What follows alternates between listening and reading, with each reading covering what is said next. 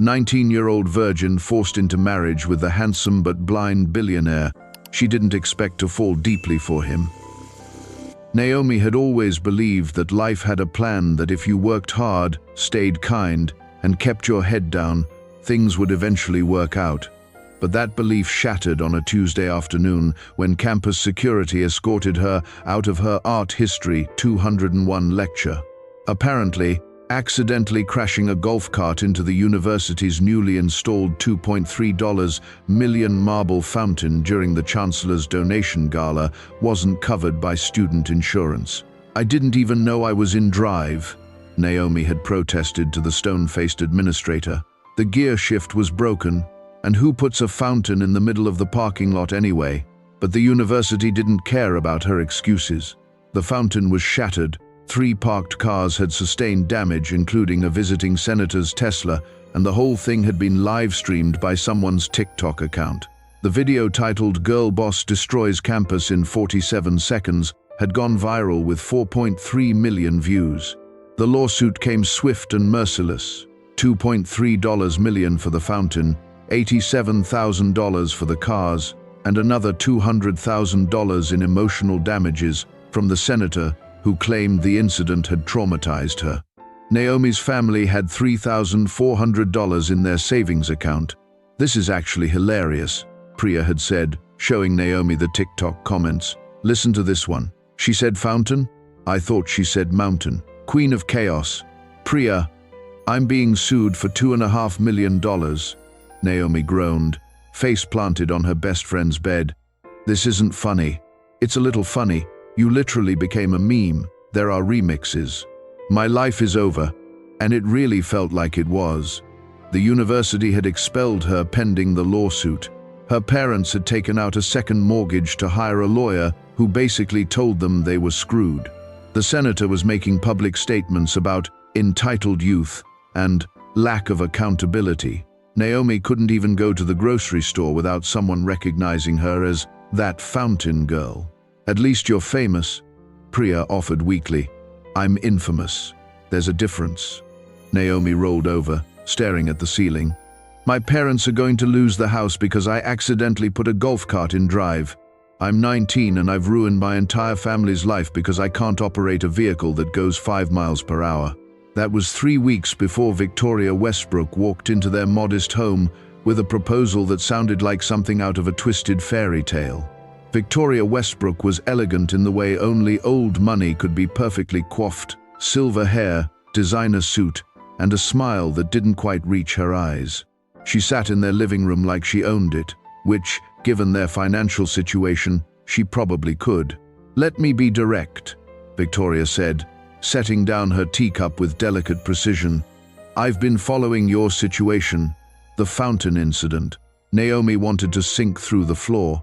"Of course you have. Everyone has. My son needs a wife. You need financial security and, quite frankly, to disappear from the public eye for a while. I'm proposing a mutually beneficial arrangement." Naomi's mother, Ella, leaned forward cautiously. "What kind of arrangement?" "A marriage. Legal and binding, but with clear terms. Naomi would marry Damien, live in his penthouse, and fulfill certain social obligations. In return, your lawsuit would be settled quietly. I have connections with the university's board and the senator, and Naomi would receive a generous monthly allowance. If they remain married for 5 years, she'll receive a substantial settlement upon divorce." "Absolutely not," Naomi said immediately. "I'm not marrying a stranger because I crashed a golf cart. That's insane." Victoria's cool gaze settled on her. "Is it more insane than watching your parents lose their home? Than having that video follow you for the rest of your life? Than being known forever as the fountain girl who destroyed university property?" The words hit like physical blows. "Why?" Naomi demanded. "Why does your son need a wife so badly you're willing to pay for one? And why me, specifically? There are millions of women who haven't gone viral for property destruction." For the first time, Victoria's polished exterior cracked slightly. "My son was in a car accident 3 years ago. He lost his sight and in many ways lost himself. He's isolated, angry, and refuses any help. The family business is suffering because investors don't trust a CEO who's—" She paused, choosing her words carefully, struggling. "A wife would show stability, and you want me because I'm already a public disaster," Naomi said flatly. "So if this marriage doesn't work out, everyone will just blame the chaotic fountain girl instead of your perfect son." Victoria had the grace to look slightly uncomfortable. "I want you because you need this as much as he does. Because you understand what it's like to have your life turned upside down in an instant. And because, despite your mishap, you're clearly intelligent and resourceful. My son needs someone real, not another socialite looking for a trophy husband." Naomi looked at her parents, her father's exhausted face, her mother's worried eyes. She thought about the lawyer bills, the mortgage payments, the shame of walking around as a living meme. "I need to think about it," she whispered. "You have 24 hours, Victoria replied, standing. "After that, the offer expires, and the lawsuit proceeds." Priya's reaction was exactly what Naomi expected. "Wait, wait, wait," her best friend shrieked over video chat that night. "You destroyed a fountain and now you're marrying a blind billionaire. This is literally the most unhinged thing I've ever heard." "I know how it sounds," Naomi said, hugging her knees to her chest on her bed. "But Priya, my family is drowning because of me, because I couldn't figure out how to operate a golf cart. I did this. I have to fix it. But marriage, to a stranger—" Priya's voice softened. "Nomi, you've never even had a boyfriend. You're still a virgin, for God's sake. And you're going to marry some older guy because of a viral video? He's 28, Naomi said, having Googled him obsessively for the past hour. "And he doesn't look like a creep. He looks sad." She'd found exactly 3 photos of Damian Westbrook online from before the accident. A confident man with striking features speaking at tech conferences, and one recent paparazzi shot of him leaving a hospital, his face hidden behind dark glasses, his jaw tight with barely contained fury at being photographed. "Sad doesn't mean safe," Priya warned. "What if he's controlling, abusive? What if this is some weird billionaire fetish thing where he collects viral meme girls?" "The contract has protections," Naomi argued, though she wasn't sure she believed it herself. "Separate bedrooms, no physical relationship unless both parties consent. I can leave if I feel unsafe. And you trust rich people to actually honor that?"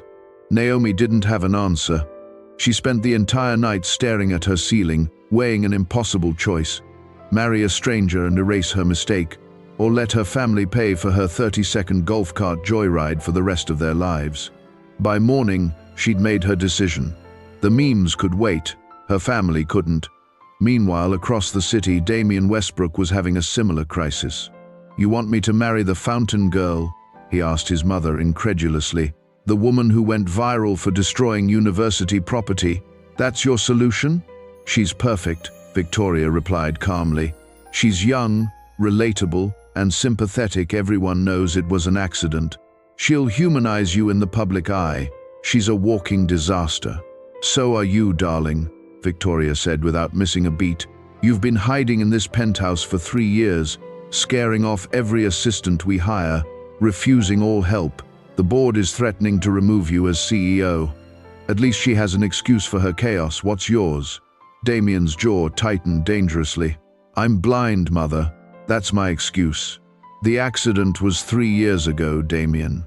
At some point, you need to show everyone that you're still capable. A wife shows stability." "A wife shows that I need a babysitter," he corrected coldly. "Then prove you don't need one." She set a file on his desk. He could hear the soft thud. "Meet her. If you truly can't go through with it, I'll find another solution." "But Damian," her voice softened in a way it rarely did, "you can't keep living like this. Alone, angry. Rachel wouldn't have—" "Don't." His voice was sharp enough to cut. "Don't talk about Rachel." Victoria sighed. "Just meet the girl." The meeting was arranged for the following afternoon at a private room at an upscale restaurant. Naomi arrived early, her hands shaking as she smoothed down her simple blue dress.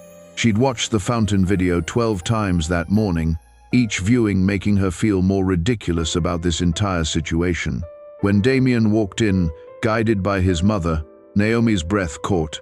He was gorgeous, unfairly so, with strong features and an athletic build. But it was his posture that struck her. The rigid control, the barely contained tension, the invisible walls he'd built around himself. "Mr. Westbrook," she said softly, standing. "I'm Naomi Briggs, the fountain girl." She don't know why she said it, maybe to get it out of the way, maybe as some kind of self-deprecating armor. He turned toward her, voice with practiced precision. For a moment, something that might have been amusement flickered across his face. "I've seen the video. Well, I've heard it described. Apparently, you have impressive destructive capabilities." "It's a gift," Naomi replied, surprised by his dry humor. "I can take out priceless university architecture in under a minute. It's on my resume now." "Impressive," he said, and she could have sworn she heard the ghost of a smile in his voice. Then it was gone, replaced by cold formality. "Shall we discuss terms?" Victoria excused herself, leaving them alone.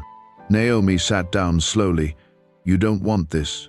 "No," he agreed bluntly. "Do you?" "No. But I also don't want my parents to lose their house because I thought a golf cart's gear shift was decorative." This time, he definitely almost smiled. "That's an expensive mistake. Tell me about it." $2.3 million expensive. Naomi leaned back. "So what's your story?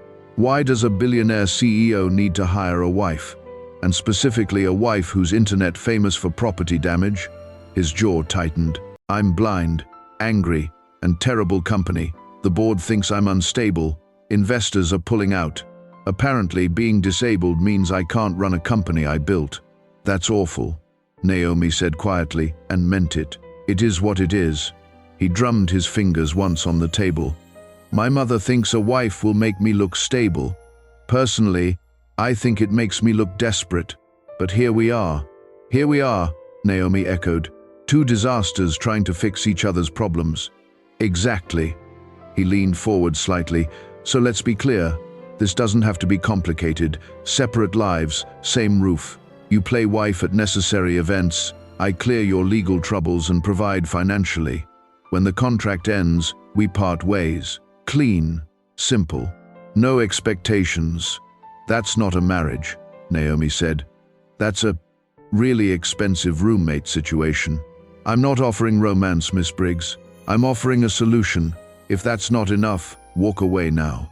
Naomi thought about the viral video, the lawsuit, her parents' worried faces, the university expulsion.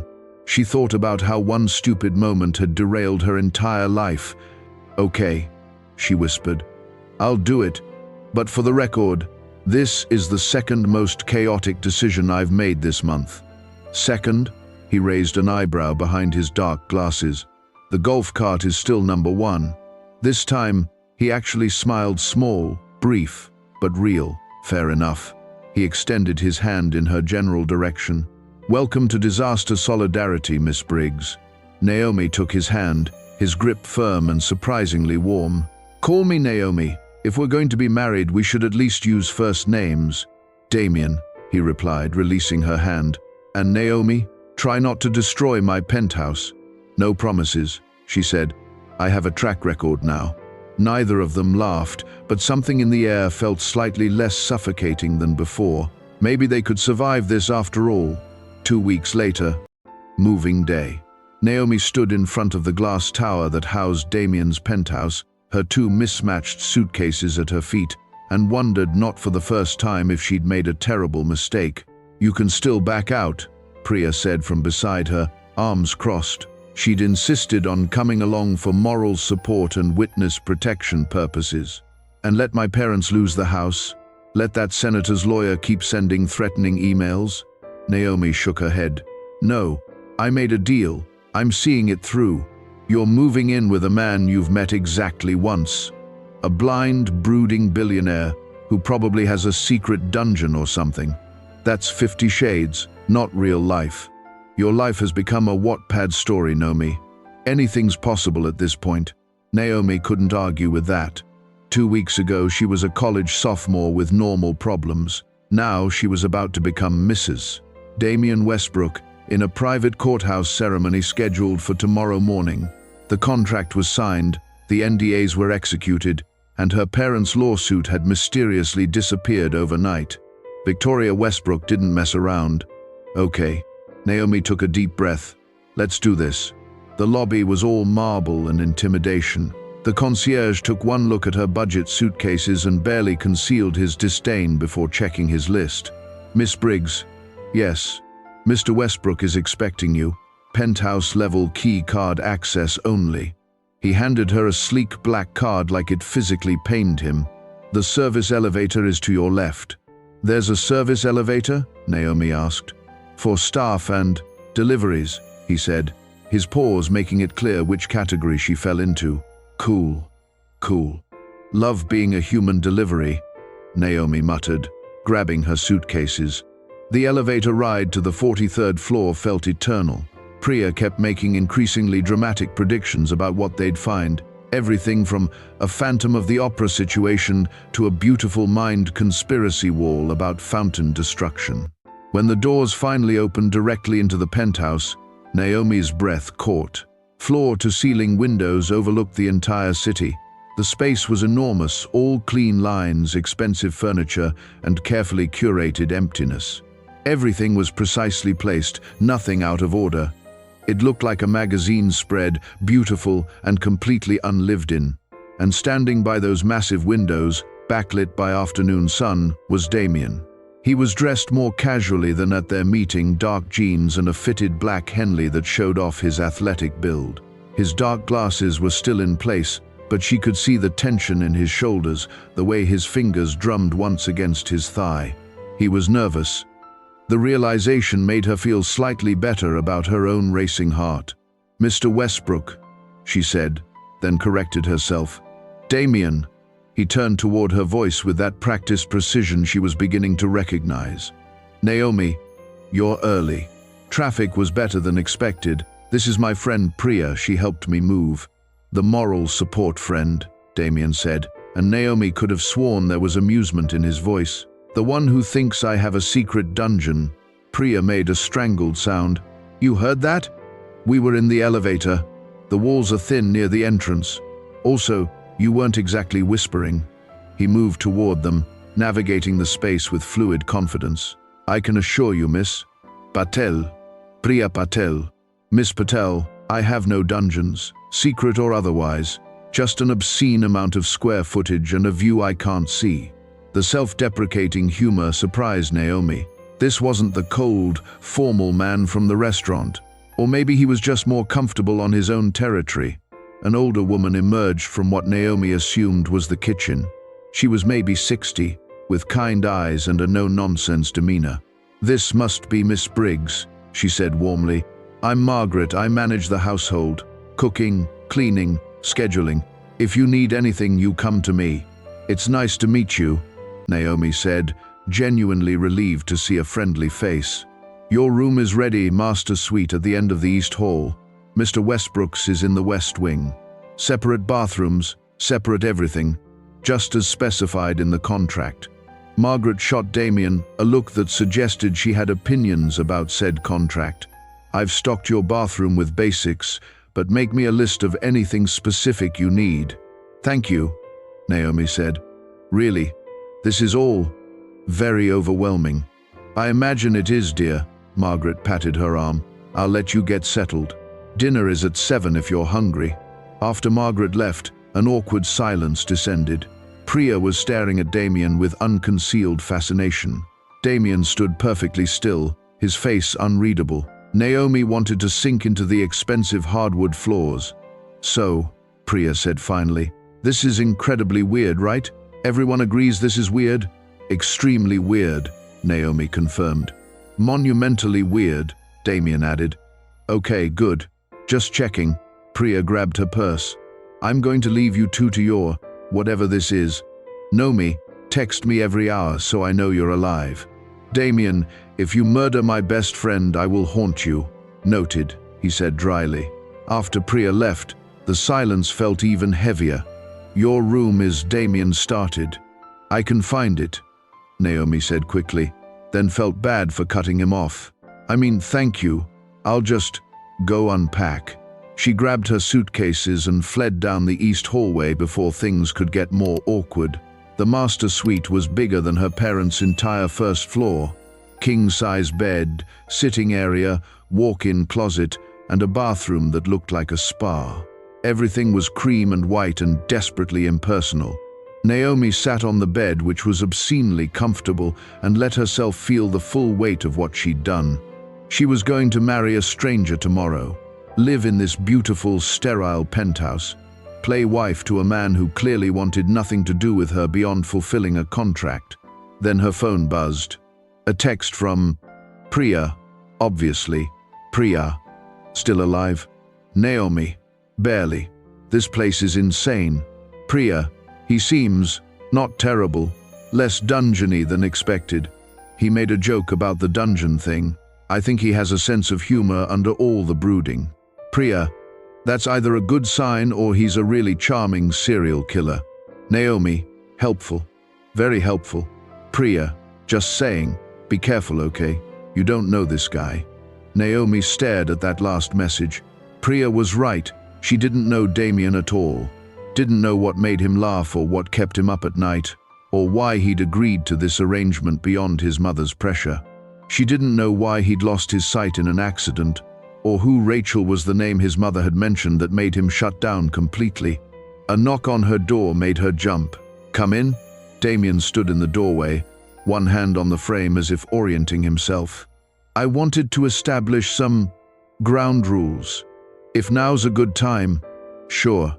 Naomi stood, unsure of what else to do. He stepped into the room but stayed near the door. First, you don't need to tiptoe around me. I'm blind, not made of glass. If you want something, just say it. Okay. Second, I work from home most days. My office is in the West Wing, off limits unless invited. I need space that's just mine. That's fair. Same with my room? Of course. He paused. Third, about tomorrow, the courthouse ceremony. It'll be quick, just us, my mother, and the judge. No press, no photos beyond what's legally required. After, there'll be a small dinner with the board to announce the marriage. You'll need to play the part of happy newlywed. How happy are we talking? Like giggling and holding hands happy, or just not openly hostile? A ghost of a smile crossed his face. Somewhere in between, think contentedly married, not honeymoon phase. I can do contentedly married, I think. Naomi bit her lip. Can I ask you something? His shoulders tensed. Depends on the question. Why did you really agree to this? Your mother's pressure doesn't seem like enough to make you marry a stranger. For a long moment, he didn't answer. Then, the company is my life's work. I built it from nothing, and I'm not letting the board take it away because they think I'm broken. If a wife is what it takes to prove I'm stable, he shrugged, the gesture trying for casual and missing, then I'll have a wife, even if she's internet famous for destroying property. Especially then, at least you're honest about your disasters. His expression shifted to something almost vulnerable. Most people pretend I'm not falling apart. It's exhausting. Naomi's chest tightened. Are you? Falling apart? Every day, he said simply. But I'm very good at hiding it. The raw honesty startled her. This was the real Damien. She realized, not the cold businessman or the bitter recluse, but someone who was just trying to survive his own life. For what it's worth, Naomi said softly, I'm falling apart too. We can just be disasters together, quietly, in separate wings. This time his smile was real. Small but real. Disaster solidarity. Exactly. Dinner at 7, he said, turning to leave. Try not to destroy anything before then. Again, no promises, Naomi responded. After he left, Naomi lay back on the obscenely comfortable bed and stared at the ceiling. Tomorrow, she'd marry a stranger. Tomorrow, she'd become someone's wife, in name only, but still. Tomorrow, her life as Naomi Westbrook would begin. She just hoped she survived it. The wedding day. The courthouse ceremony was exactly as clinical as Damien had promised. 10 minutes of legal formalities in a sterile government building that smelled like old files and broken dreams. Naomi wore a simple cream dress she'd found at a department store. Nothing bridal, nothing that suggested this was anything more than a business transaction. Victoria had offered to send a designer gown, but Naomi had declined. If this wasn't a real marriage, why dress like it was? Do you, Naomi Briggs, take this man to be your lawfully wedded husband? The judge's words felt surreal.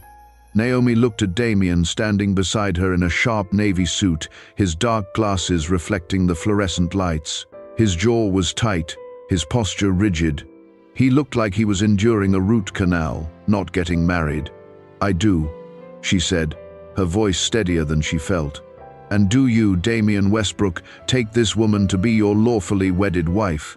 A pause. For one terrifying second, Naomi thought he might actually back out. Then, "I do." His voice was flat, emotionless, like he was confirming a business contract, which, she supposed, he was. "By the power vested in me by the state, I now pronounce you husband and wife." The judge closed his book with a definitive thud. "You may kiss the bride." Horror dawned on Naomi's face. At the same moment, she felt Damien go absolutely rigid beside her. They hadn't discussed this. The contract specified no physical relationship, no expectations, separate everything, but apparently nobody had thought to mention skipping the ceremonial kiss. Victoria cleared her throat meaningfully from her seat. "It's tradition," the judge said, looking between them with growing confusion. "You don't have to, but..." Damien turned toward Naomi, and she could see the muscle ticking in his jaw. He leaned in slightly, and she understood. They had an audience. They had to sell this. "Sorry," he muttered under his breath, so quietly only she could hear. "It's fine," she whispered back. It was the most awkward kiss in the history of matrimony. A brief, closed-mouth press of lips that lasted maybe 2 seconds. Naomi's heart was hammering so loudly she was sure everyone could hear it. Damien pulled back immediately, his expression carefully blank. "Congratulations," the judge said, though he looked distinctly unconvinced. Victoria stood, already checking her phone. "The car is waiting. We need to be at the restaurant by 7. Just like that, Naomi was married. The board dinner, the private dining room at Laurent's, the most exclusive restaurant in the city, was everything Naomi had feared. Crystal chandeliers, suits that cost more than her parents' car, and the kind of people who said summer as a verb. 8 board members, their spouses, and Victoria, all examining Naomi like she was a specimen under glass. "So, Mrs. Westbrook," said Gerald Leo, the silver-haired CFO, "tell us how you and Damien met." Victoria mentioned it was quite unconventional. Naomi felt Damien tense beside her. They'd prepared for this question, but sitting here under scrutiny made her rehearsed answer feel flimsy. "We met through family," she said carefully. "Sometimes the best things happen when you least expect them." "How romantic," said Patricia Levine, the only female board member, though her tone suggested she found it anything but. "And your background is in art history, was it?" The way she said art history made it sound like professional finger painting. "I was studying art history, yes," Naomi said, keeping her voice pleasant, "before I decided to take a different direction." "A different direction," Gerald repeated. "That's certainly one way to describe going viral for destroying university property." The table went silent. Naomi felt her cheeks burn. "Actually," Damien said, his voice cutting through the tension like ice, Naomi's viral moment showed remarkable composure under pressure. She handled an equipment malfunction, took responsibility, and dealt with media scrutiny that would break most people. "That's exactly the kind of resilience we value in this company." He'd turned her biggest humiliation into a corporate strength. Naomi stared at him, surprised. "Besides," Damien continued, reaching across the table until his hand found hers, "I'm not interested in someone whose biggest accomplishment is knowing which fork to use. I wanted someone real." His hand was warm, solid. The touch was for show. Naomi knew that, but something about it made her breath catch anyway. Patricia looked like she'd bitten into a lemon. How refreshing. The rest of the dinner was excruciating. Passive-aggressive comments dressed up as concern. Questions designed to make Naomi look foolish or gold-digging or both. Victoria watched it all with calculating eyes, occasionally steering conversation when things got too hostile. By the time dessert arrived, Naomi's face hurt from smiling. "If you'll excuse me," she said, standing, "I need to find the restroom." She didn't wait for permission, just fled. The restaurant's bathroom was mercifully empty. Naomi gripped the marble sink and tried to remember how to breathe normally. This was her life now. Dinner parties where people who spent more on shoes than her parents made in a month would judge her every word. Playing wife to a man who'd married her out of desperation, not choice. The door opened. Patricia Levine walked in, her expression predatory. "You know," Patricia said, reapplying her lipstick in the mirror, "I've been on this board for 15 years. I've seen many young women try to lock down wealthy men. You're just the first one who went viral doing it." "I'm not," Naomi started. "Please." Victoria dangled a fortune in front of a girl drowning in debt, and you jumped. "I don't blame you, I'd probably do the same. But don't pretend this is love." Patricia capped her lipstick with a sharp click. "Damien needs stability to keep his position. You need money. It's business. Just don't get confused about what this really is." She swept out, leaving Naomi alone with her reflection and the truth. When Naomi returned to the table, Damien's head turned toward her immediately. "Everything all right?" he asked. Quiet enough that only she could hear. "Fine," she lied. His fingers drummed once on the table, that nervous tell again. "We can leave. Just say the word. And let them think we're running away?" Naomi forced brightness into her voice. "Absolutely not." Something shifted in his expression. Was that approval? The dinner finally ended around 10. In the car back to the penthouse, Victoria launched into a post-mortem analysis. Patricia was predictably hostile, but Gerald seemed convinced by the end. "That was good work, both of you." "Damien, the comment about resilience was perfect. Naomi, you held your own remarkably well for your first—" "Mother," Damien interrupted, "it's been a long day." Victoria paused, then nodded. "Of course. Get some rest. There's a charity gala next week, I'll send details." When they finally reached the penthouse, Naomi's feet were killing her, and her face hurt from smiling. She kicked off her heels the moment they were inside. "I'm sorry," Damien said suddenly. "For what?" "For Patricia. Gerald. All of it." He loosened his tie with sharp movements. "They're vultures, and I threw you into their territory without proper warning. You defended me," Naomi said. "The whole resilience thing, thank you for that." "I meant it." He turned toward her. "You went viral, got sued, and you're still here, still fighting. That takes strength." Naomi's throat tightened. "Patricia cornered me in the bathroom, told me not to get confused about what this really is, that it's just business." "She's not wrong," Damien said quietly. "I know." Naomi looked down at the ring on her finger, a simple platinum band Victoria had provided. I didn't expect it to feel this lonely." Silence stretched between them. Then, "I'm going to my office," Damien said. I just need space." "Of course," Naomi responded. Then he walked away, navigating the penthouse with practiced ease, and disappeared into the west wing. Naomi stood alone in the massive living room, still wearing her cream dress, still technically a bride. She pulled out her phone. "Naomi, married now. It's exactly as weird as you predicted. Priya, how was it?" "Like a business merger where one of the companies is me and I'm worth significantly less than the other company." "Priya, oh Naomi, you okay?" "Naomi, ask me in 5 years when the contract ends." Naomi walked to her room, not their room, just hers, and sat on the edge of the enormous bed.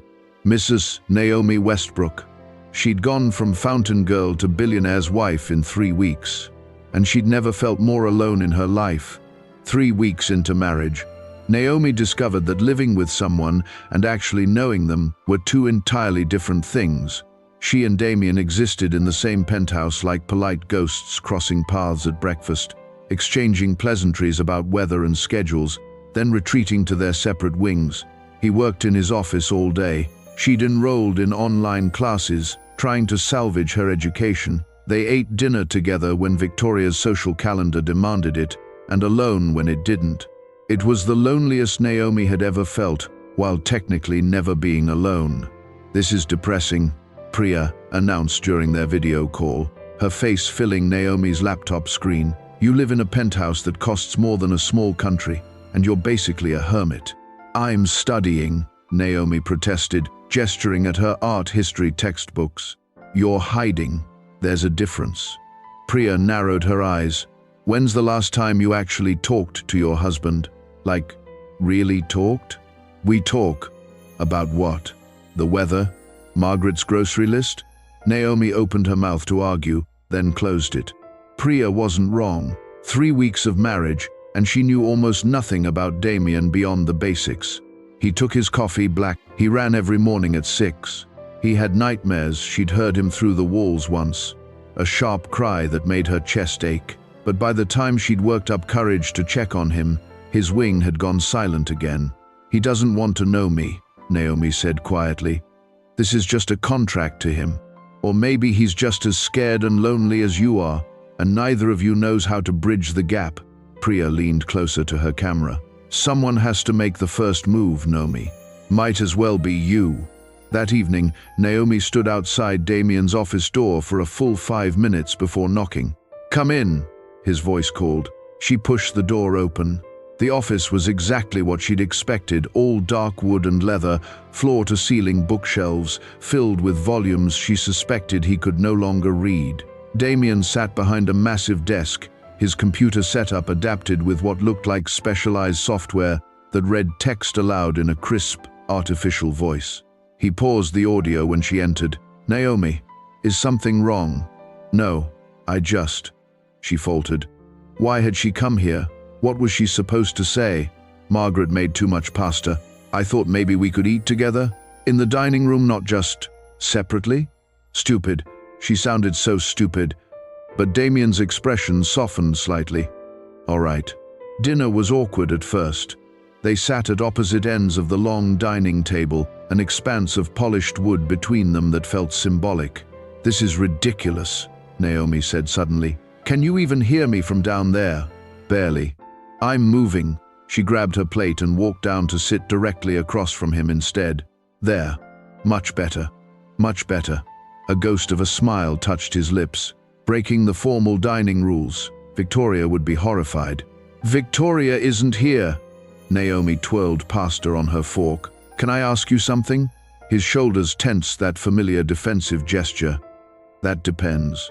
Why don't you have any audiobooks in your office? You have all those bookshelves, but they're just sitting there." He was quiet for a long moment. They were Rachel's. The name from the restaurant, the one that had made him shut down completely. "You don't have to," Naomi started. "She was my fiancée," Damien said, his voice carefully controlled. "She died in the same accident that took my sight. Car crash. Drunk driver ran a red light. I was driving." He set down his fork with precision. "I walked away blind. She didn't walk away at all." Naomi's chest constricted. "Damien, I'm so sorry. It was 3 years ago. The board gave me time to grieve, to adjust, but their patience ran out. Hence the pressure to marry, to prove I'm stable, functional, not falling apart." His laugh was bitter. "Even though I am falling apart. Is that why you have nightmares?" His head snapped toward her. "You heard that?" "Once, a few weeks ago. I almost knocked, but then everything went quiet, and I thought maybe I'd imagined it." Naomi bit her lip. "I should have checked anyway. I wouldn't have answered." He stood abruptly, his chair scraping back. "This was a mistake. I shouldn't have." "Don't." Naomi stood too. "Don't shut me out. Please. I know this isn't a real marriage. I know you didn't choose me, but we're stuck together for 5 years. We don't have to be strangers." "Yes, we do." His voice was sharp now, defensive. "That's safer." "Safer for who?" "For you." The words burst out of him. "Everyone close to me gets hurt. Rachel died because I was driving. My father had a heart attack dealing with my recovery. I'm a black hole, Naomi. I pull people in and destroy them. That's not true." You don't know me well enough to make that judgment. He moved toward the door with that fluid precision, navigating around furniture by memory. Thank you for dinner. I have work to finish. He was gone before she could respond. But 2 days later, Naomi was determined not to let Damien's walls stop her. If he wouldn't open up, she'd find other ways to bridge the gap. She started small. Audiobook versions of the novels on his shelves, downloaded and queued on his computer. Fresh coffee waiting in his office each morning. Small gestures that said, "I see you," without demanding anything in return. Damien never acknowledged them directly, but the books got listened to. The coffee got drunk. It was progress. Tiny, frustrating progress. Then came the charity gala. The Westbrook Foundation's annual fundraiser was exactly the kind of event Naomi had been dreading. Hundreds of people in designer gowns and tuxedos, all watching the mysterious new Mrs. Westbrook with undisguised curiosity. Victoria had sent a stylist an address that probably cost more than Naomi's college tuition. Emerald green silk that hugged her curves and made her feel simultaneously beautiful and like an imposter. "You look nice," Damien said when she emerged from her room. Nice? She'd spent 2 hours getting ready. "Sorry. Beautiful. You look beautiful." He adjusted his bow tie slightly crooked. "Do I look presentable?" Without thinking, Naomi reached up and straightened it. Her fingers brushed his collar, and she felt him go absolutely still. "There," she said softly. "Perfect. Thank you." His voice was rough. The gala itself was a nightmare of small talk and thinly veiled gossip. People kept asking how they'd met, how long they'd dated before the whirlwind wedding. Naomi and Damien had their story memorized, but delivering it to curious strangers made her feel like a fraud. "You're doing well," Damien murmured during a rare, quiet moment. His hand was at the small of her back for appearances, but it felt reassuring anyway. "I hate this," she admitted. "Everyone's looking at me like I'm a gold digger who trapped you. Let them look. I know the truth. Which is that you're here because you're brave enough to make impossible choices." His fingers pressed slightly against her back. That's more than most people can say. Before Naomi could respond, a man's voice cut through the crowd. "Damien Westbrook, haven't seen you at one of these in years." Naomi felt Damien's entire body go rigid. His hand dropped from her back. "Marcus," Damien said, his voice flat and cold in a way she'd never heard before. The man approaching them was maybe 40, handsome in a slick, artificial way. His smile didn't reach his eyes. "And this must be the new wife everyone's talking about." Marcus's gaze raked over Naomi in a way that made her skin crawl. Quite the upgrade from Rachel. Younger, certainly. "Don't." Damien's voice was sharp with warning. "What?" "I'm being complimentary. Though I have to say the speed of this marriage is quite something. What's it been, 3 years since the accident? Barely enough time to grieve properly before moving on to..." "Finish that sentence and I'll have security remove you." The people around them had gone quiet, sensing drama. Marcus raised his hands in mock surrender. "Touchy. I'm just saying what everyone's thinking, that this marriage seems awfully convenient. Her parents' lawsuit disappears, you get a wife to appease the board. It's almost like it's..." He paused dramatically. "Arranged." Naomi's heart stopped. He knew. Somehow he knew. "That's quite an accusation," Victoria's voice cut through the tension. She appeared like a designer-clad ninja, her smile sharp enough to cut glass. "Be careful, Marcus. Slander lawsuits are so expensive." "I'm merely observing." "You're merely leaving," Victoria said. Now, Marcus looked like he wanted to argue, but something in Victoria's expression made him reconsider. He melted back into the crowd. But the damage was done. Whispers spread through the room like wildfire. "We need to leave," Damien said quietly. "We can't," Naomi whispered back. "That'll make it look like he's right." "I don't care." "I do." She took his hand, squeezing it. "We stay, we smile. We show them there's nothing to hide." For a moment, she thought he'd refuse. Then his fingers tightened around hers. "Together?" he asked. "Together," she confirmed. They stayed another hour, danced one slow, careful dance that had cameras flashing, smiled until Naomi's face hurt. But when they finally got home, Damien disappeared into his office and didn't come out. Naomi sat alone in her room, still wearing the emerald dress, and wondered how much longer they could keep pretending everything was fine. Then her phone buzzed. A text from an unknown number. "I know the truth about your marriage. We should talk." Her hands started shaking, and this was just the beginning. The morning after, Naomi hadn't slept. She'd spent the entire night staring at that text message, her mind racing through possibilities. Who sent it? Marcus? A reporter? Someone from the board trying to destroy Damien? At 6 a.m., she heard Damien's door open his morning run. She waited until she heard the elevator doors close, then made her decision. She needed advice, and there was only one person who might actually help. Victoria Westbrook's office was located in the Westbrook Industries Tower, a gleaming monument to corporate power. Naomi had never been there before, had never needed to, but desperate times called for desperate measures. The receptionist looked startled when Naomi gave her name. "Mrs. Westbrook? I'll let Mrs. Westbrook Sr. know you're here." 5 minutes later, Naomi was sitting in Victoria's corner office, surrounded by modern art and floor-to-ceiling windows that made her slightly dizzy. "This is unexpected," Victoria said, setting down her coffee. She was already impeccably dressed despite the early hour, her silver hair perfectly styled. "Is everything all right?" Naomi pulled out her phone and showed her the text. Victoria's expression didn't change, but something flickered in her eyes. "When did you receive this?" "Last night.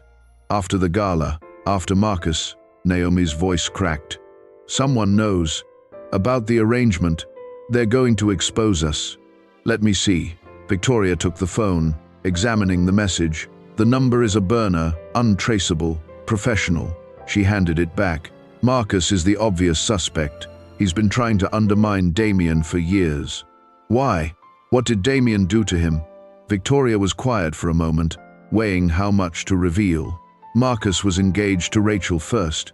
Before Damien, she broke it off when she fell in love with Damien instead. Her voice was matter-of-fact, but Naomi heard the subtext. Some people never learn to let go of their resentment. Naomi's stomach churned. "So this is revenge? He's going to destroy Damien's marriage, take away the company, all because of something that happened years ago." "Potentially." Victoria stood, walking to her windows. "Or this could be a bluff. Someone fishing for confirmation, hoping you'll panic and reveal something. What do I do?" "You don't respond. You don't engage. And you tell Damien immediately. He'll push me away. He already thinks everyone close to him gets hurt. This will just prove him right." Victoria turned, and for the first time Naomi saw something like approval in her eyes. "My son is exceptionally good at self-sabotage. He's been punishing himself for 3 years for an accident that wasn't his fault. But you," she studied Naomi carefully, "you're stronger than you look.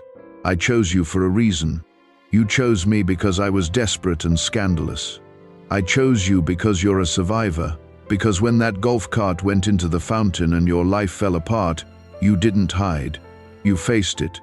Victoria's expression softened almost imperceptibly.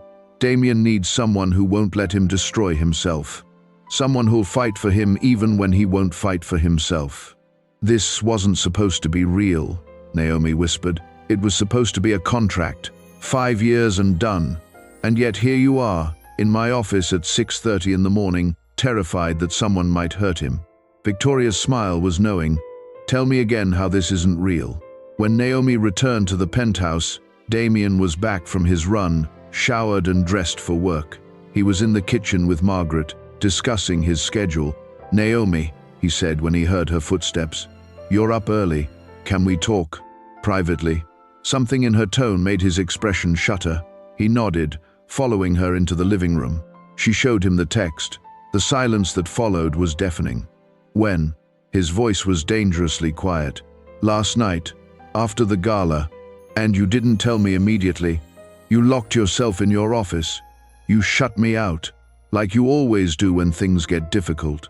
The words burst out before she could stop them. "I went to your mother because I didn't know what else to do." "You went to my mother?" He laughed, bitter and sharp. "Of course you did. What was I supposed to do, Damien? You won't talk to me. You won't let me in. We're married on paper, at least, but we're strangers living in the same house. That was the agreement. Well, maybe the agreement isn't working. Naomi's voice cracked. Someone knows the truth. Someone is going to expose us.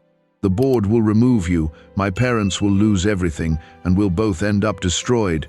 Is that what you want? What I want, Damien said, his voice low and intense, is for you to be safe. Away from this mess. Away from me.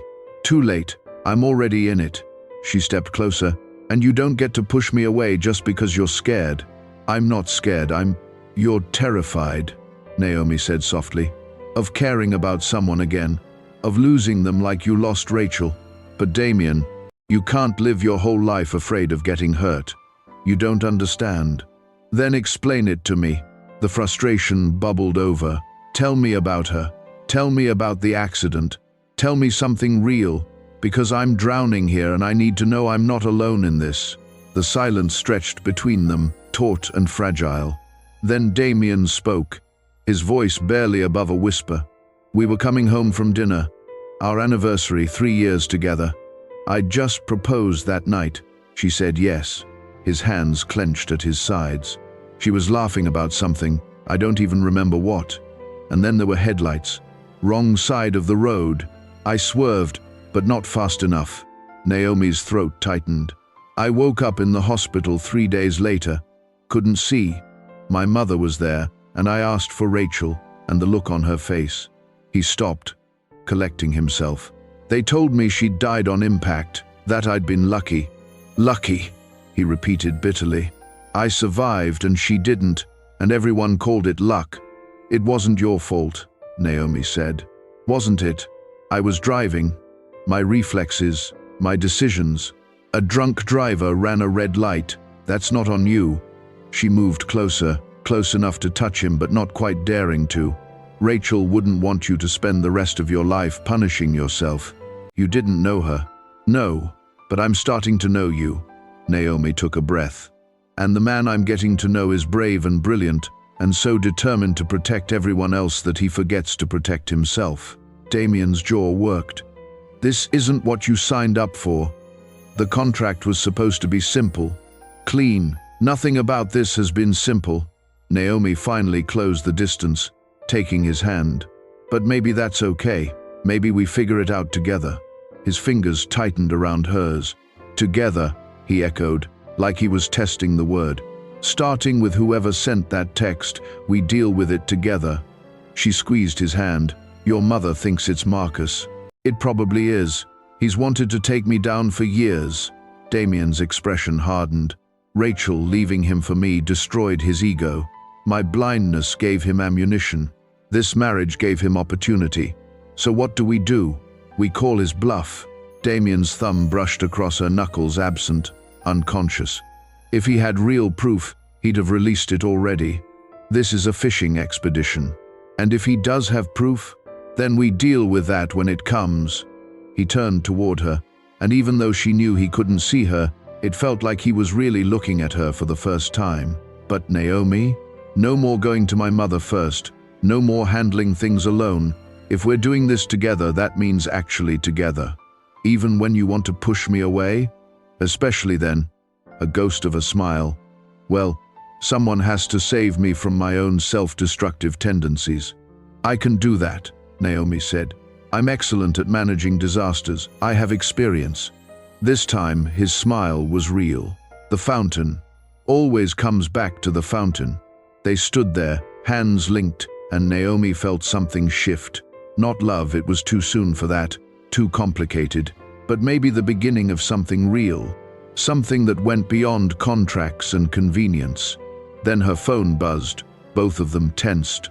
Another text from the unknown number. Unknown. Tick-tock, Mrs. Westbrook. The world deserves to know the truth. You have 1 week to come clean or I will. Naomi showed Damien the screen. 1 week, he said quietly. What happens in 1 week? The quarterly board meeting. If Marcus or whoever this is reveals the arrangement there, in front of the entire board, they'll have grounds to remove me immediately. His expression was grim. We'd lose everything. Then we have 1 week to figure out who's threatening us and stop them. We also have the board presentation to prepare for. The expansion proposal Marcus has been fighting. If I can get that approved, it strengthens my position. He turned toward his office. I need to work. Damien, she stopped him. We'll figure this out. Together. He nodded once, then disappeared into his office. Naomi stood alone in the living room, staring at her phone. 1 week to save their fake marriage. 1 week to protect the man she was starting to care about more than she'd ever intended. 1 week until everything either fell apart or somehow, impossibly, came together. She took a breath and started planning. If someone wanted to destroy them, they'd have to go through her first. 6 days before the board meeting, Naomi had transformed the penthouse dining room into a war room. Papers covered the table, financial reports, board member dossiers, Marcus's history with the company. Her laptop was open to 3 different tabs, her notebook filled with frantic scribbles. "You haven't slept," Damien said from the doorway. She jumped, nearly knocking over her coffee. "It's only 2 a.m. That's basically evening. It's morning. And you've been at this for 18 hours. He moved into the room with that careful precision. "Margaret's worried.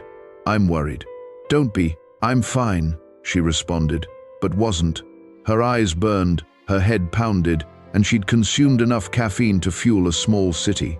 But they were running out of time. "I think I found something in Marcus's financial records." "Naomi." His hand found her shoulder. "You need to rest. We have 6 days, which is why you need to be functional." His thumb pressed gently against the tense muscle at her neck. "What time did you eat last?" She couldn't remember. "That's what I thought." He pulled out his phone, typing something. "I'm ordering food. You're going to eat, sleep, and start fresh in the morning. You can't just..." "I can and I am. You said we're doing this together, remember? That means I don't let you destroy yourself trying to save me." Something in his voice made her resistance crumble. "Fine. But tomorrow we work twice as hard. Tomorrow we work smart, not hard. There's a difference." 4 days before the board meeting, the breakthrough came from an unexpected source. Naomi was reviewing Marcus's social media, desperate for anything useful, when she noticed something odd. 3 weeks before the gala, Marcus had posted a photo from a restaurant. In the background, barely visible, was a woman Naomi recognized from the penthouse security footage. Lisa George, Victoria's assistant. "Damien," Naomi called out, her heart racing. "I need you to see something." He came immediately, and she described what she'd found. "Lisa has access to everything," Damien said slowly. "Meeting schedules, contract details, Victoria's files. If Marcus got to her somehow, convinced her to feed him information, he'd know everything about our arrangement." Damien's expression darkened. "We need to confront her." "Not yet. If we tip her off, she'll destroy evidence. We need proof first." "How?" Naomi thought fast. "Victoria mentioned the board meeting prep is this Thursday. Lisa will be there, organizing documents. If we can get into her office while she's out, you want to break into my mother's assistant's office. I want to search it. Legally. During business hours. With a really good excuse." She grinned despite the situation. "I'm the CEO's wife. I can ask for a tour of the company, right?" Damien looked like he wanted to argue. Then, "You're terrifying. Has anyone ever told you that?" "I'd choose to take that as a compliment," she responded. The Westbrook Industries Tower, 2 days before the board meeting. Naomi had dressed the part designer suit, confidence she didn't feel. Victoria had been surprised but pleased when Naomi called asking for a company tour. "It shows investment in Damien's work," she'd said approvingly. The tour was legitimate. Victoria walked her through departments, introduced her to executives, but Naomi's mind was fixed on one goal: Lisa's office. "And this is where Lisa works," Victoria said, gesturing to a smaller office adjacent to her own. "She's in the boardroom preparing for Thursday. Exceptionally organized, I'd be lost without her." "May I use the restroom?" Naomi asked. "Of course. Down the hall, second door on your right." The moment Victoria turned away to take a phone call, Naomi slipped into Lisa's office instead. Her heart hammered as she quickly searched the desk. Nothing obvious. The computer was locked. She was about to give up when she noticed a day planner partially hidden under a stack of folders. She flipped it open. Most entries were mundane meetings, appointments. But 3 weeks ago there was a note. Dinner. M.D. Laurent's back room. Discuss compensation. M.C. Marcus Donovan. And Laurent's the same restaurant where she and Damien had their wedding dinner. The restaurant, with private rooms perfect for secret meetings. Naomi's hands shook as she photographed the page with her phone. Finding everything all right? Victoria's voice came from the doorway. Naomi spun around, her face flushing. I got turned around, sorry. Victoria's gaze flicked to the planner, still open on the desk. Something unreadable crossed her face. The restroom is the other direction, she said evenly. Perhaps we should continue the tour. As they walked away, Naomi's phone buzzed. A text from Damien. Damien, did you find anything? Yes. And I think your mother knows I was snooping. Damien, how bad? On a scale of 1 to fired, maybe a 7. That evening, Naomi expected Victoria to call, to confront her about the obvious breaking and entering. Instead, at 8 p.m., Victoria arrived at the penthouse unannounced. We need to talk, she said, her expression grave. All 3 of us. They gathered in the living room. Naomi clutched her phone with the incriminating photo, ready to defend herself. Damien sat rigid beside her, his hand finding hers in silent support. Victoria poured herself a drink, something she never did before speaking. I know about Lisa, she said quietly. Naomi's breath caught. I've known for 2 weeks. I've been watching her, waiting for her to make a mistake big enough to prove it definitively. Victoria's jaw tightened. This morning, she accessed files she had no business viewing, printed copies of your marriage contract. So I confronted her just after you left. What did she say? Damien asked. That Marcus approached her 6 months ago, offered her triple her salary to feed him information about you, your schedules, your medical appointments, your meetings with the lawyers. Victoria's voice was sharp with anger. When she found out about the marriage arrangement, Marcus paid her $50,000 for copies of the contract. Naomi felt sick. So he has proof, real proof. He had proof, Victoria corrected. Past tense. I've had legal on this all afternoon. Marcus's payments to Lisa constitute corporate espionage, theft of confidential documents, and fraud. If he releases those contracts, he'll be prosecuted. He won't care if he's desperate enough, Damien said. No, but I have leverage. Victoria pulled out her tablet, showing them a document. Marcus has been embezzling from the company for 8 months. Small amounts, carefully hidden, but they add up. I've been building a case against him, waiting for the right moment. You've been investigating him? Naomi asked. I knew something was wrong. Marcus has been too confident, too aggressive in his attempts to undermine Damien. She set down the tablet. Tomorrow, I'm giving him a choice. Resign quietly and avoid prosecution, or I release everything to the board and the authorities. Relief flooded through Naomi. So, it's over. Victoria's expression darkened. Not quite. Lisa confessed that Marcus wasn't working alone. He has a co-conspirator on the board. Someone with enough influence to guarantee Damien's removal, even if the marriage contract stays secret. Who? Damien demanded. She doesn't know. Marcus kept that information compartmentalized. Victoria stood, her posture rigid with tension. Which means, at the board meeting Thursday, someone in that room will try to destroy you, and we don't know who. The night before the board meeting, Naomi couldn't sleep. She paced her room, mind racing through scenarios. Even with Marcus neutralized, there was still a traitor in the boardroom. Someone who wanted Damien gone badly enough to break the law. A soft knock on her door made her jump. It's me. Damien's voice came through. Can I come in? She opened the door. He stood there in sleep pants and a t-shirt, looking as exhausted as she felt. Couldn't sleep either? She asked. Keep thinking about tomorrow, about all the ways this could go wrong. He ran a hand through his hair. Naomi, If this falls apart, if they remove me and your parents lose everything, they won't. We won't let them. You can't promise that. No. But I can promise I'll fight like hell to prevent it. She reached for his hand. We've come this far. We're not giving up now. He pulled her closer, surprising her. His arms wrapped around her, and she melted into the embrace. This wasn't for show, wasn't for the cameras or the board. This was real. I'm scared, he admitted against her hair. Me too. But you're here anyway. So are you. She pulled back slightly, looking up at him. Whatever happens tomorrow, we face it together, just like we promised.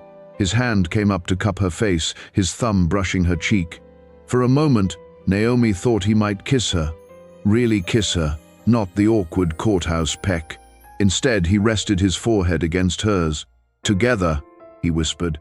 Together, she echoed. They stood like that for a long moment, drawing strength from each other. Two people brought together by desperation, now bound by something neither of them had expected. Something that felt dangerously close to real. Now, the boardroom, day of reckoning. Naomi wasn't technically invited to the board meeting, but Victoria had insisted, "You're family now. You should be there." She sat in the back of the massive conference room, watching the board members file in. Patricia Levine with her predatory smile, Gerald Leo looking concerned. 8 other faces, any one of which could be the traitor. Damien sat at the head of the table, his presentation notes in Braille before him. He looked calm, controlled. Only Naomi could see the tension in his shoulders. Marcus's empty seat loomed like a specter. Victoria had delivered her ultimatum that morning. He'd resigned, citing personal reasons, but his co-conspirator was still here, still waiting. "Let's begin," Victoria said, calling the meeting to order. Damien started his expansion proposal presentation, brilliant, thorough, exactly what the company needed. And then, halfway through, Gerald Leo stood up. "Before we continue," he said, his voice heavy, "there's something this board needs to discuss." Naomi's stomach dropped. Then Gerald pulled out a folder. "The marriage contract. It has come to my attention," he said, looking directly at Damien, "that your marriage is a fraud. And I move for an immediate vote on your removal as CEO." The room erupted. Naomi met Damien's sightless gaze across the room. This was it. The moment everything either fell apart or somehow, impossibly, held together. The boardroom, moments after the accusation. The silence following Gerald Leo's accusation was deafening. 9 board members stared at the marriage contract he'd spread across the conference table like damning evidence at a trial. Naomi's heart hammered so hard she thought everyone could hear it. This was it, the moment they'd been dreading. Everything was about to collapse. But then Damien stood, not defensive, not apologetic, calm and controlled, with a slight smile that made Naomi's breath catch. "That's an interesting theory, Gerald," Damien said evenly. "Tell me, where exactly did you obtain confidential legal documents that were sealed by attorney-client privilege?" Gerald's confidence wavered. "That's not relevant." "It's extremely relevant." Victoria stood as well, her voice sharp as a blade. "Because the only copies of that contract exist in secured files with our legal department, which means you either illegally accessed confidential records or you received stolen property from Marcus Donovan, who resigned this morning after being caught engaging in corporate espionage." Gasps echoed around the room. I didn't." Gerald's face had gone pale. "Marcus told me the marriage was suspicious. He said we needed to protect the company. By breaking the law?" Patricia Levine leaned forward, her predatory smile now aimed at Gerald. "By conspiring to remove our CEO based on illegally obtained documents. The marriage is still fake." Gerald's voice rose desperately. "Look at it. Arranged between lawyers, specific clauses about public appearances, financial incentives. This isn't a real marriage." "Actually," Naomi heard herself say, standing before she could second-guess the decision, "you're wrong." Every head turned toward her. Damien's face registered shock, then something like panic. They hadn't planned this. She was going off script. But Naomi was done with scripts. "The contract is real," she continued, walking to the front of the room. Her legs felt like jelly, but she kept moving. The circumstances were unusual. My family was facing a lawsuit, one that happened because I made a stupid mistake at a charity event. Damien's position here was unstable because people like you, she looked directly at Gerald, decided his disability made him unfit to lead. That's not, Gerald started. It is exactly what happened. His mother approached me with an offer: marry Damien, help stabilize his position, and my family's legal troubles would be resolved. It was a business arrangement, a contract. She reached the table, her hand finding Damien's shoulder. But what started as a transaction became something else. Damien's hand covered hers. She couldn't read his expression, but he didn't pull away. I won't stand here and tell you it was love at first sight, Naomi continued. It wasn't. We were strangers. He didn't want this marriage. I was terrified of it. But we made a choice to try, to actually get to know each other, to build something real from impossible circumstances. She looked around the room at faces ranging from skeptical to curious. Yes, the contract exists. Yes, there were financial arrangements. But contracts don't account for the fact that I've watched this man work 18-hour days to prove himself to people who already decided he wasn't enough. They don't account for the nightmares he has about an accident that wasn't his fault. They don't account for the way he memorized my coffee order after 3 days, or how he learned to read my footsteps so he knows when I'm upset before I say a word. Her voice cracked. The contract might have brought us together, but what kept us together? That's real. That's choice. And you don't get to invalidate that because the beginning was unconventional. The room was utterly silent. Then Damien spoke, his voice low and intense. Gerald, you want to remove me because you think I'm weak, compromised, a liability. He stood straighter. But I've grown this company by 23% in the 3 years since my accident. I've navigated acquisitions, international expansions, and board coups. I've done it blind, and I've done it better than my father did with perfect vision. He turned toward where Gerald sat, his aim uncannily accurate. The only reason you're pushing for my removal is because Marcus convinced you he could run this company better than I can, but Marcus was embezzling funds and engaging in corporate espionage. Is that really the leadership you want? Gerald looked like he'd been slapped. I didn't know about the embezzlement, but you knew the marriage contract was obtained illegally and you chose to use it anyway. Victoria's voice was ice. Which makes you complicit in corporate espionage, Gerald. I hope whatever Marcus promised you was worth your career. Wait. Gerald stood abruptly. You can't.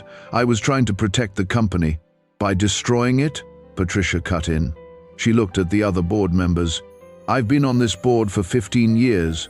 I've watched 3 CEOs lead Westbrook Industries. Damien is the best we've had. His disability isn't a weakness, it's proof of his resilience. And his marriage? She glanced at Naomi with something like respect. Unconventional, certainly. But I've seen enough corporate marriages built on affairs, trophy wives, and prenups to know that conventional doesn't mean genuine. Another board member spoke up, Thomas Park, who'd been silent until now. The expansion proposal Damien presented is brilliant. It could revolutionize our market position. Are we really going to throw that away because of how his marriage started? It sets a precedent, Gerald argued weakly. If we allow arranged marriages just to maintain positions, we're not a monarchy, Victoria interrupted. Damien's position depends on his performance, not his marital status. The marriage clause in the company bylaws was archaic to begin with, something my husband insisted on decades ago. Perhaps it's time we remove it entirely. I second that motion, Patricia said immediately. Wait, no. Gerald looked around desperately, but he was losing. The other board members were nodding, murmuring agreement. Victoria's smile was razor-sharp. All in favor of amending the company bylaws to remove the marriage requirement for the CEO position, say aye. A chorus of ayes filled the room. Opposed? Only Gerald's voice. Nay. Motion carries. Victoria turned to Gerald. As for you, Gerald, I'm recommending an internal investigation into your involvement with Marcus's activities. Until that's completed, you're suspended from the board. You can't do this. I just did. Security will escort you out. After the meeting, Naomi's hands were still shaking 20 minutes later. She sat in Victoria's office while the rest of the board dispersed, Damien beside her, both of them too stunned to speak. That, Victoria said, pouring 3 glasses of very expensive scotch, was quite the performance. I didn't plan it, Naomi admitted. I just couldn't sit there and let him destroy everything. You destroyed him instead. Well done. Victoria handed them each a glass. 2 unconventional solutions and the courage to defend them. Wow. They drank. The scotch burned, but in a good way. Is it really over? Damien asked quietly. Marcus is gone. Gerald is suspended. The marriage clause is removed. The expansion proposal passed unanimously after you two left. Victoria's expression softened fractionally. Yes, Damien, it's over. You've secured your position. The company is yours. Relief flooded through Naomi so intensely she felt dizzy. However, Victoria continued, there is one complication. Of course, there was. The speech Naomi gave was quite moving. Several board members were visibly affected. Patricia even teared up, and I've never seen that woman show emotion.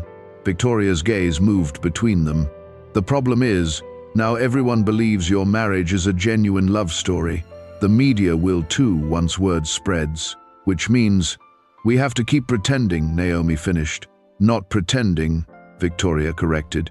Actually building what you claimed to have, because if this marriage falls apart now, after that passionate defense, it will look even worse than if you'd admitted the arrangement from the start. Damien set down his glass carefully. You're saying we're trapped. I'm saying you've committed to making this real. The question is whether you want to. Victoria stood. I'll give you two some privacy. Congratulations on your victory. Try not to waste it. She left, closing the door behind her. Naomi and Damien sat in silence for a long moment. I'm sorry, Naomi finally said. I shouldn't have said all that without asking you first. I couldn't let them win. You were incredible. Damien's voice was rough, terrifying and brilliant and completely incredible. But now we're stuck. If we end this marriage in 5 years like we planned, it'll be a scandal all over again. Everything we just fought for, wasted. He laughed, but it wasn't bitter. It was something else. Something that sounded almost like relief. So we're really doing this, making it real. Are we? Naomi asked carefully. Is that what you want? He turned toward her, and even though he couldn't see her, his gaze found hers with uncanny accuracy. 3 months ago, the answer would have been no. I would have said I was too broken, too damaged to have a real marriage, too afraid of losing someone again. His hand found hers on the armrest. But you've been living in my space for weeks now, turning my carefully controlled life upside down, leaving books on my desk and coffee in my office, arguing with me when I'm being self-destructive, making me feel things I thought died with Rachel. Naomi's breath caught. I'm still terrified, he admitted, of caring too much, of history repeating itself, of not being enough for you. You are enough, she said fiercely. Damien, you're more than enough. Then yes, I want to make this real, not because of the board or the company or the contract, because when you stood up in that meeting and fought for us, I realized something. He squeezed her hand. I don't want this to be temporary anymore. Neither do I, Naomi whispered. They sat there, hands linked, balanced on the edge of something new and terrifying and real. So now what? She asked. Now we start over, properly this time. A slow smile spread across his face. Hi, I'm Damien Westbrook. I'm blind, emotionally unavailable, and absolutely terrible at relationships. Would you like to have dinner with me sometime? Naomi laughed, the sound breaking through the tension. Hi, I'm Naomi Briggs. I once drove a golf cart into a fountain and accidentally married a CEO. I'd love to have dinner with you. It's a date then. Our first real one. Technically our second. The wedding dinner counts. That was a contractual obligation. This is choice. He stood, pulling her up with him. Speaking of which, I have something I need to do. What? Something I should have done weeks ago. He pulled her closer, one hand cupping her face, the other at her waist. And then, finally, he kissed her. Not the awkward courthouse peck, not a performance for cameras, a real kiss. Gentle and tentative at first, then deeper, more certain, like a promise and a question all at once. When they broke apart, both breathing hard, Naomi felt like the world had shifted on its axis. "Wow," she managed. "Good wow or bad wow?" "Definitely good wow," she grinned, "though we should probably practice more, you know, to make sure we're convincing." "Is that so?" His smile was wicked. "I'm very dedicated to perfection. We might need lots of practice. I'm willing to make that sacrifice." He kissed her again, and Naomi felt something she hadn't felt in months. Hope. Real, genuine, terrifying hope that maybe, just maybe, their impossible situation could become something beautiful. 3 weeks after the board meeting, Naomi had learned that building a real relationship was infinitely more complicated than faking one. When they were performing for the board, for society, for the cameras, everything had clear rules. Hold hands here, smile there, maintain the illusion. But now, without the safety net of pretense, every interaction felt loaded with significance. Like now, sitting across from Damien at breakfast, watching him navigate his plate with practiced ease while Margaret hummed in the kitchen. This was real. This was their life. And Naomi had no idea how to do it. "You're staring," Damien said without looking up. "How do you always know? You get very quiet when you're overthinking. And I can feel your anxiety from here." He set down his fork. "What's wrong?" "Nothing's wrong.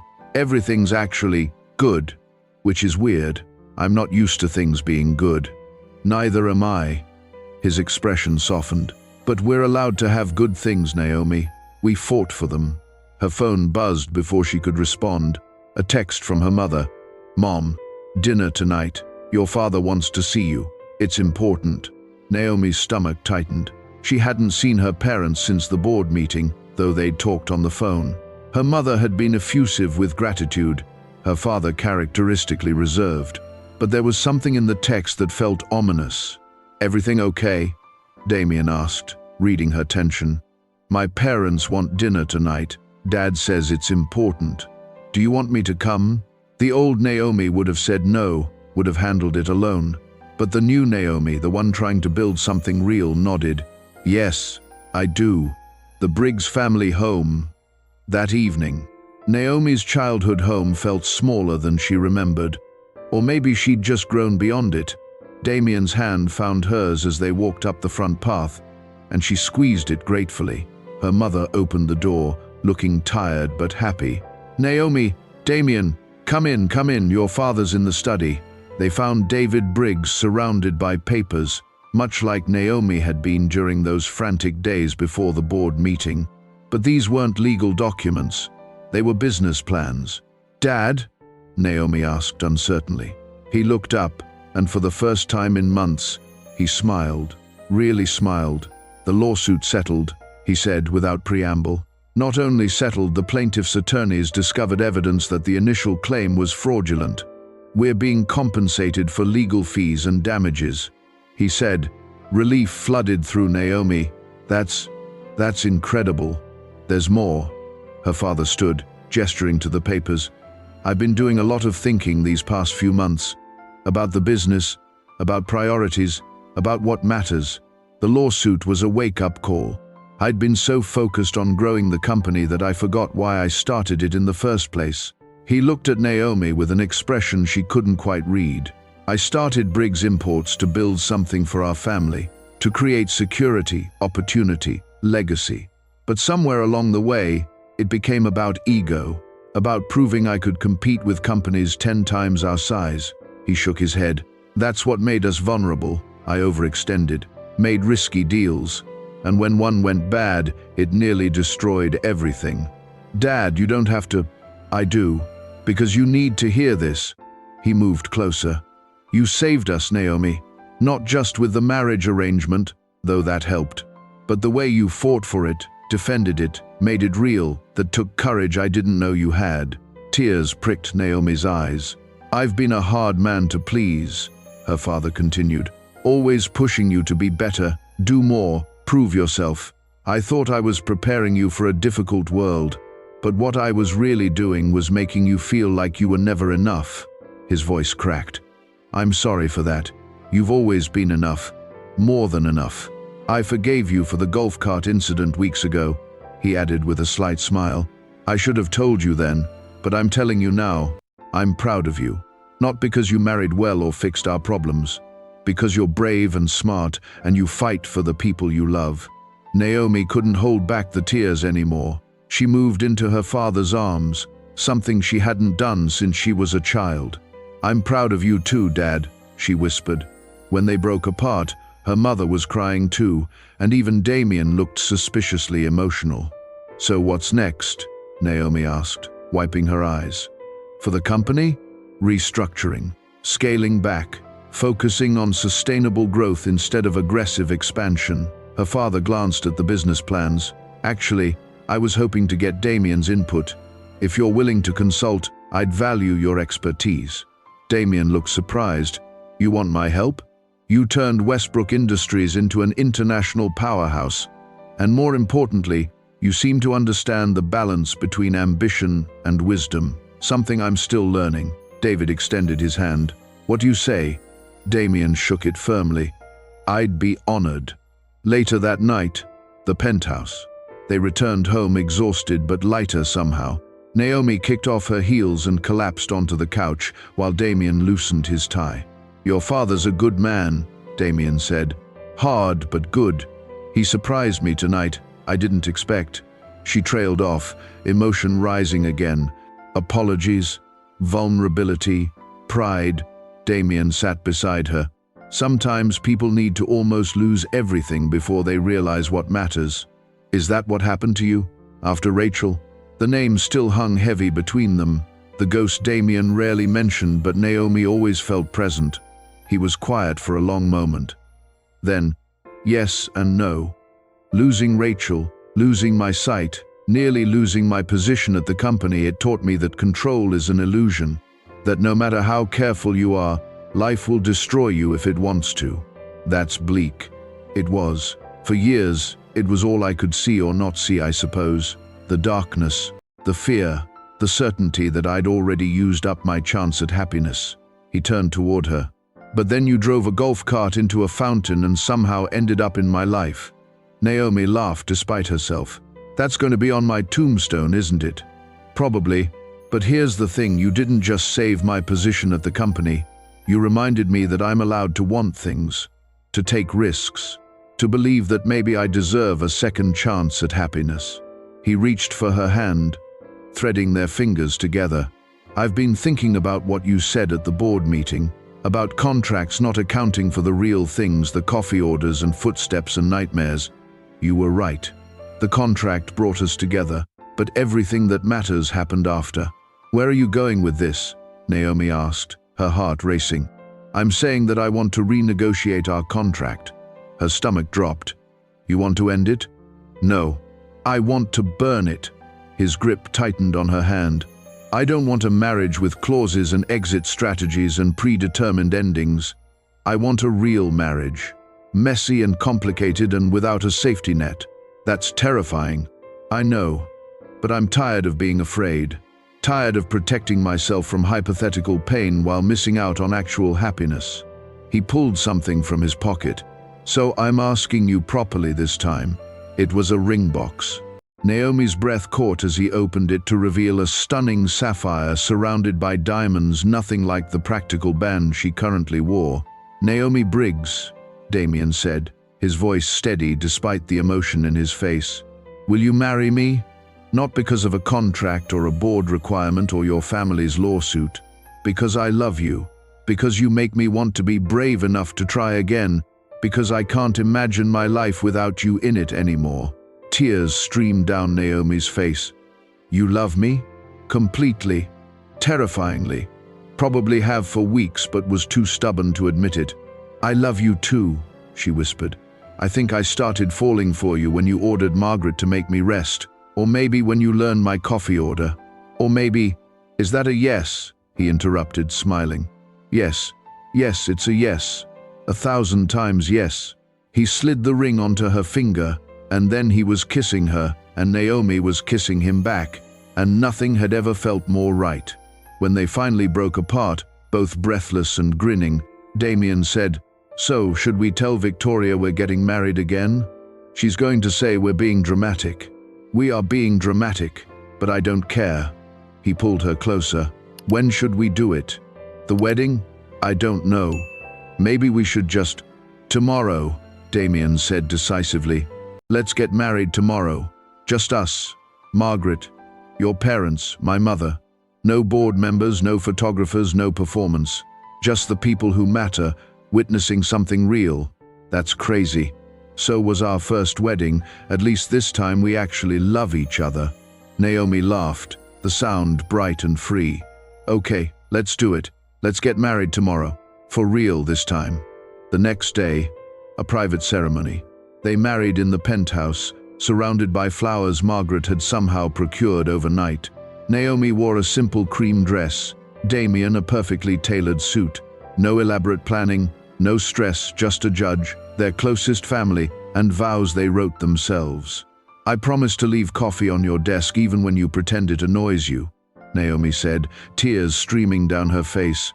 "I promise to read your footsteps and know when you need space or comfort. I promise to defend you, challenge you, and love you even when you're being impossible, especially when you're being impossible." Damien smiled through his own tears. "I promise to memorize every detail about you, not just coffee orders, but the way you hum when you're concentrating and the sound of your laugh when something genuinely surprises you.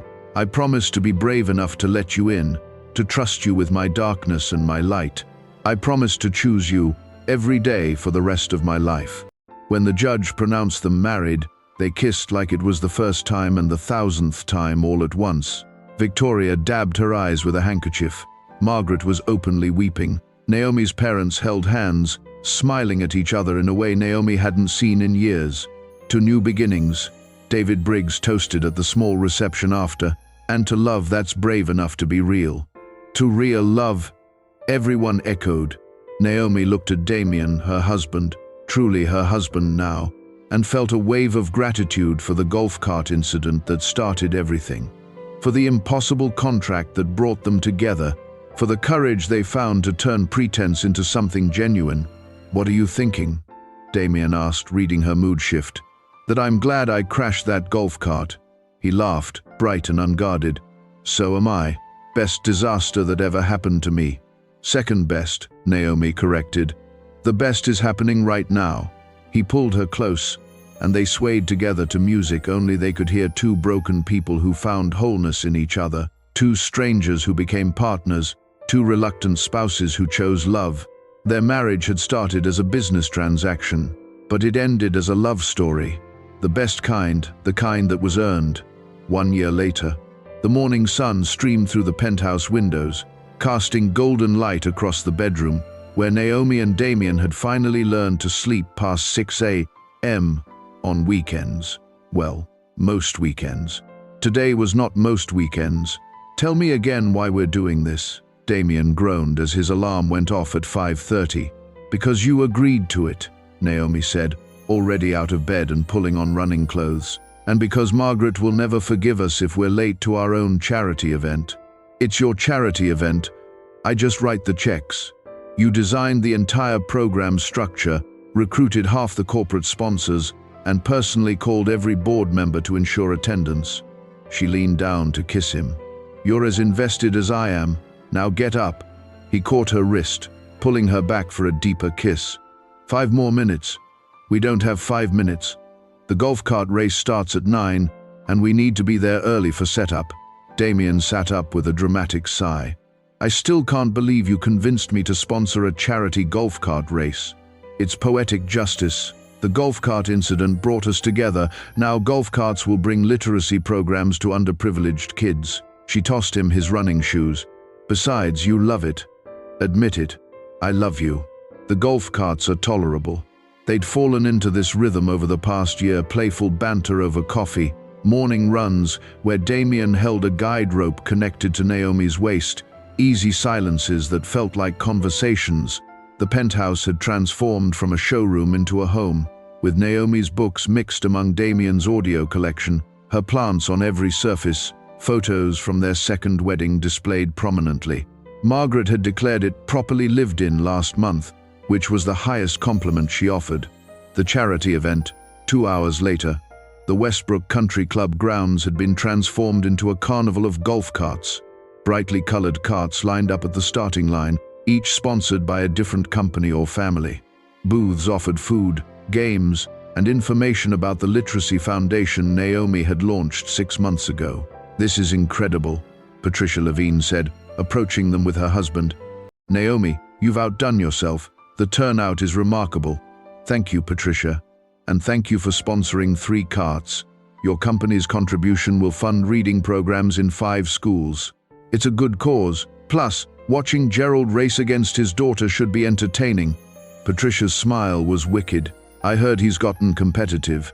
Indeed, Naomi's father was currently examining his cart with the intensity he usually reserved for business deals. Her mother stood beside him, laughing at something he said. "They seem happy," Damien observed quietly.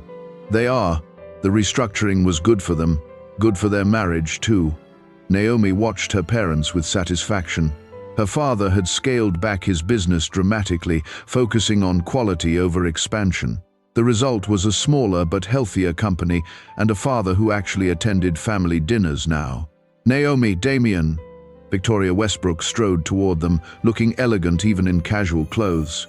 "The press is here. They want photos of you two at the starting line." "Of course they do," Damien muttered, but he was smiling as they walked to where photographers clustered. The media attention had never fully disappeared, but it had shifted. Instead of scrutinizing their marriage for cracks, reporters now covered their charity work, Damien's business innovations, and Naomi's foundation. Last month, Forbes had featured them in a piece titled, "Power Couples Redefining Corporate Responsibility." Naomi had the article framed in her office, not because of the accolades, but because of the photo her and Damien laughing together. Completely natural, utterly real. "Mr. Westbrook, how does it feel to be racing today?" a reporter called out. "Terrifying," Damien said honestly. "I'm blind, and my wife is driving, pray for me." Laughter rippled through the crowd. Naomi elbowed him gently. "I'm an excellent driver. Most of the time. She's only crashed into one fountain," Damien added. "That we know of." More laughter. The reporters ate it up, the easy affection, the self-deprecating humor, the obvious love between them. "Mrs. Westbrook, what inspired the Literacy Foundation?" Naomi's hand found Damien's automatically. "My husband taught me that losing one sense heightens others. He experiences the world through sound, touch, and especially through words. Audiobooks, braille texts, people reading to him. Words are his windows. Every child deserves those windows, regardless of their circumstances. This foundation ensures they get them. And Westbrook Industries is matching every donation dollar for dollar," Damien added, "because literacy isn't just about reading. It's about opportunity, independence, and understanding the world around you. It's essential." The reporters scribbled notes, snapped photos. Then someone asked, "Any plans to expand the family? Maybe some little Westbrooks?" Naomi felt Damien tense slightly. They'd discussed children, of course, but it was still a tender topic, his fear of history repeating, of loving and losing again. "Eventually," Naomi said diplomatically. "Right now, we're focusing on being the best partners we can be and supporting the causes we care about. The rest will come when we're ready." It was the truth.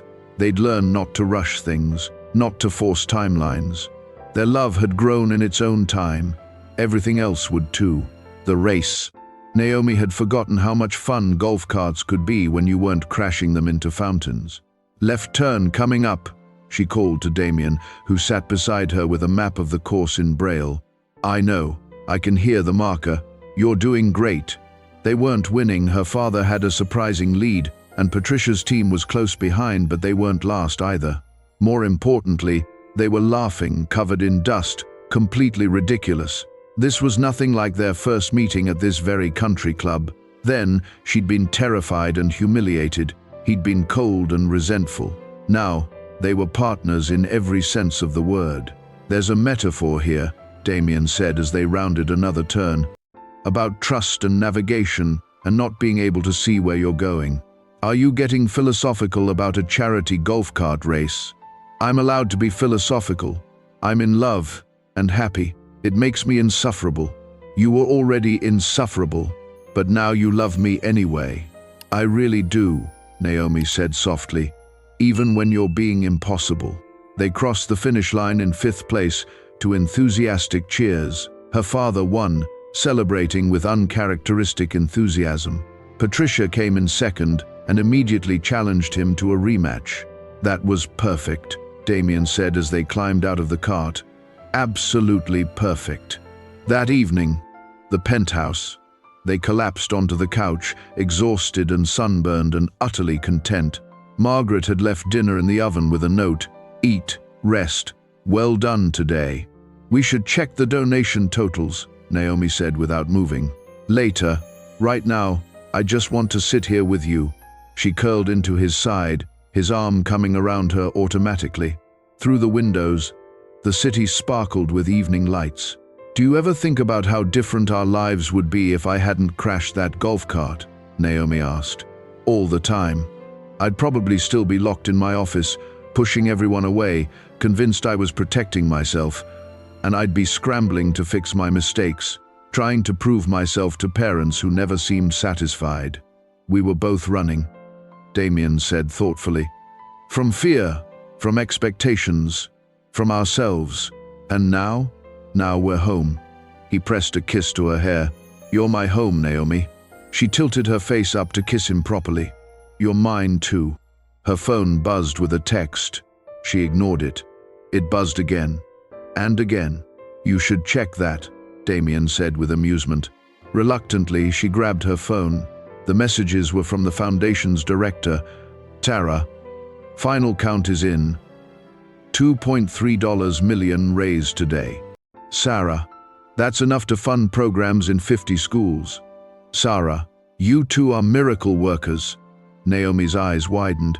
"Damien, we raised over $2 million. We?" He sat up straighter. "That's incredible.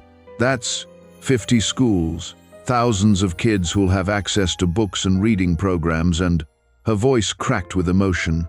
"We actually did it. You did it. This was your vision, our vision. I couldn't have built this without you." She kissed him again, tasting salt from happy tears. "We're actually making a difference." "We are," he agreed, "and this is just the beginning.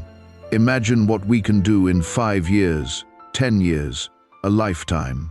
A lifetime. The word no longer scared her.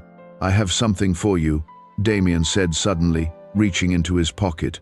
He pulled out a small leather journal. "I had it made specially. It's a timeline of our relationship, every major moment, from the golf cart incident to today, transcribed in braille and print, so we can remember where we started and how far we've come." Naomi opened it with trembling hands. The first entry read, "Day 1. Naomi crashes golf cart.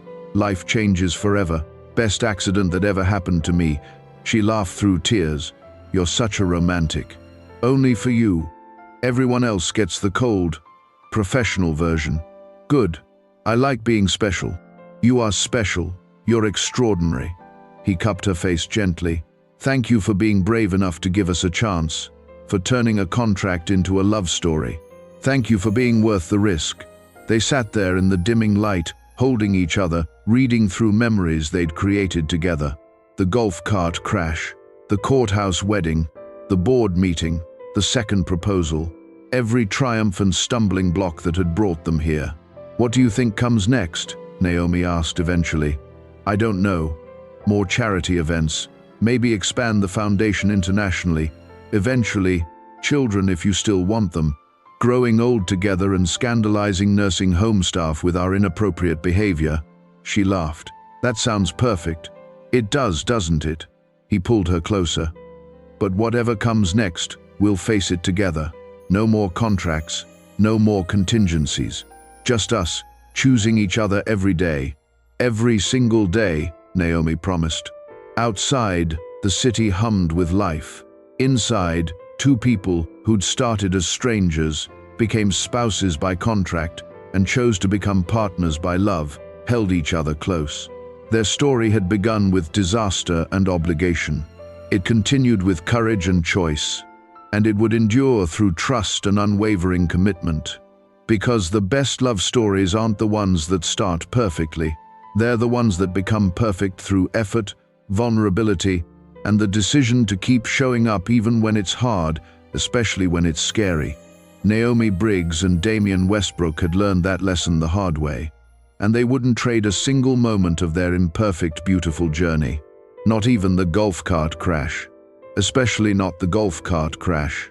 Because sometimes the worst mistakes lead to the best destinations, and sometimes a contract marriage becomes the truest love of all. The end. Thank you for joining us on Naomi and Damian's story. If their journey resonated with you, share your thoughts in the comments. What was your favorite moment? What lesson will you take away? Also, don't forget to subscribe for more. Remember, sometimes the best things in life come from the most unexpected beginnings. Take the risk. Be brave. Choose love.